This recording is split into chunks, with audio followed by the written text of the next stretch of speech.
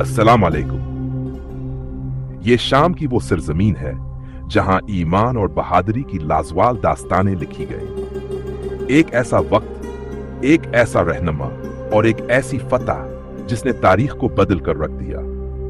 आज हम बात करेंगे फातिह शाम के बारे में। आइए शुरू करते हैं।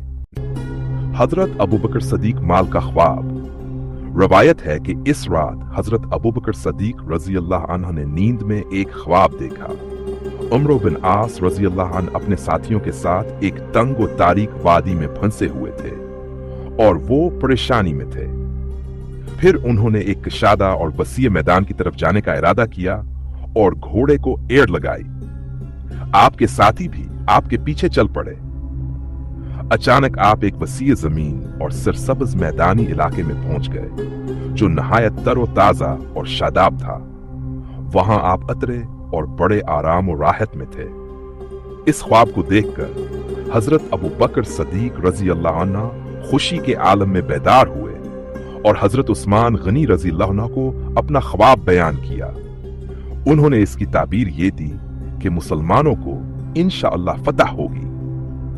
मगर ऐसा लगता है कि इब्तिदाई तौर पर उमर बिन आस और उनके साथियों को मुशरिकीन के साथ जंग में सख्त मशक्कत और तकलीफ का सामना करना पड़ेगा।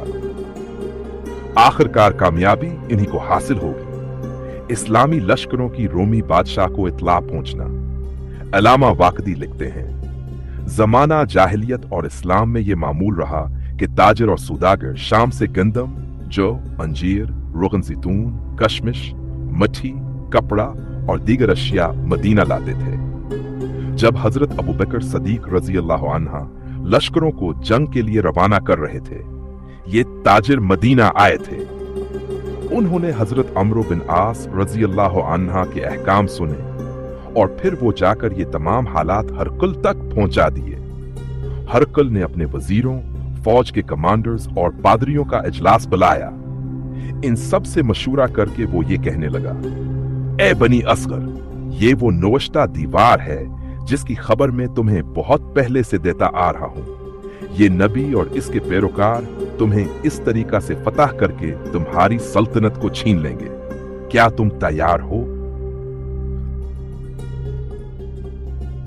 ये सुनकर पूरी कौम तबूक में मारे जाने वालों को याद करके धाड़े मार मार कर रोने लगी। हरकुल बादशाह ने गुस्से में कहा, रोना बंद करो, ये कमजोरों का काम है। क्या हम सिर्फ रोने के लिए यहां जमा हुए हैं? इसने फौरन हुक्म दिया, एक मजबूत लश्कर तैयार करो और अजनादीन के मकाम पर अपनी तमाम फौजें जमा करो। हरकुल ने अपने वजीर को बुलाया और कहा, इन लोगों को भी बलवाओ जिन्होंने ये खबर पहुंचाई है। कबीला यशम से ताल्लुक रखने वाले एक जासूस को हाजिर किया गया। हरकुल ने इससे पूछा, तुम मदीना से कब लौटे हो? उसने कहा, पिछले 25 दिन हुए हैं। हरकुल ने संजीदगी से कहा, मुसलमानों का क्या हाल देखा? जासूस ने जवाब दिया, मैंने इन लोगों को बहुत जफाकश, सख्त जान और ज़हीन पाया है। वो एक लश्कर तैयार कर चुके हैं जो हमारी सरजमीन की तरफ बढ़ रहा है। हरकुल ने मजीद सवाल किया, क्या तुमने अबू बकर को भी देखा? जासूस ने कहा, हां, मैंने देखा। वो एक आम आदमी की तरह बाजारों में घूमते हैं, 2 सादा कपड़ों में मलबूस होते हैं और खुद एक चादर 4 दरहम में खरीद कर अपने कंधों पर डाल ली। मैंने उन्हें लोगों के मसाइल सुनते, ताकतवर से कमजोर का हक दिलाते और इंसाफ कायम करते हुए देखा। उनके नजदीक कवी और ज़ईफ सब बराबर हैं। हरकुल ने हैरत से पूछा, उनका हलिया कैसा है? जासूस ने कहा, वो दराज कद हैं, गंदमी रंग के हैं, उनके रुखसार भरे हुए ही हैं, अंगलियों के जोड़ कशादा हैं और उनके सामने वाले दानत नहायत खूबसूरत हैं। ये सुनकर हरकुल के होश उड़ गए। वो परेशानी में चलते हुए बोला, ये तो वही अबू बकर सदीक हैं, मोहम्मद सल्लल्लाहु अलैहि वसल्लम के सहाबी और खलीफा। उनका जिक्र हमारी किताबों में मौजूद है। हमारे बुजुर्गों ने हमें बताया था कि आपके बाद खिलाफत ऐसे ही शख्स को दी जाएगी और इसके बाद एक और अजीम शख्स आएगा। जिसकी मोटी सियाह आंखें, शेर जैसा जलाल और गंदमी रंग होगा, और वो फतह पर फतह हासिल करेगा। हरकल की बातों से निसरानी जासूस दम बखूद रह गया और बोला, आपने जो औसाफ बयान किए हैं, मैंने इसी शख्स को देखा है। वो मुसलमानों के साथ ही रहते हैं और कभी उनसे अलग नहीं होते। हरकुल ने अफसरदगी से कहा, अब मैं यकीन से कह सकता हूं कि हम रोमी बहुत जल्द अपने इलाकों से बेदखल कर दिए जाएंगे। मैंने तुम्हें बारहा खबरदार किया, लेकिन तुमने मेरी बातों को नजरअंदाज किया। अब वक्त हाथ से निकल रहा है। हरकुल ने एक सोने की सलीब तैयार करवाई और अपने सपा सालार को दी। इसने कहा, मैं तुम्हें अपना कमांडर मुकर्रर करता हूं। जाओ, फलस्तीन को मुसलमानों के कब्जे से बचाओ। ये जंग हमारी बका की जंग है।